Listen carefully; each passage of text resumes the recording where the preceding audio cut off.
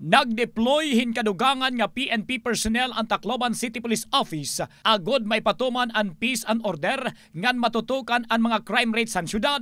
Ha eksklusibo nga interviewhan Brigada News FM Tacloban kan Police Lieutenant Colonel Alan Camasin, Public Information Officer han TCPO. Kaupod gihap nga ira babantayan ang mga eskwelahan para diri makasulod ang may mga dara nga hinganiban nga mga estudyante hasulod dito ni eskwelahan. Dugang pa ni Camasin, kalakip gihap nga igpapasarang ang mga PNP personnel labug-os nga Tacloban para naman madagmit nga pagresponde kon pananglitan may natatabo nga insidente o krimen. Samtang hapag patuman naman han 5 minutes response nga ginmando ni PNP Chief Nicolas Torre III, era naman ininay papatuman pero may mga panahon gihap nga nade-delay. Labi na kung nagdududrungan ngan traffic ka lugar nga ginrerespondihan pero dayon natatagan hinkaangayan nga solusyon. Nga ang mga substation naton iton waray na iton personnel kay adi na ini hagawas.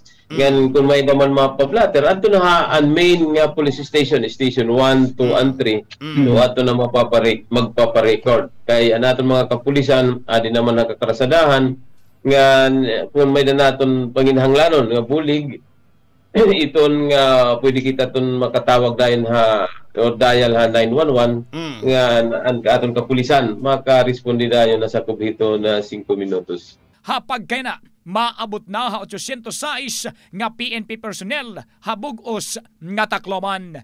In the heart of changing lives, ako ay Brigada Carlos Sarino, han 93.5 Brigada News FM Tacloban, The Music and News Authority. Ang bahaging ito ay hatid sa inyo na Maxan, Max Healthy, Max Sarap.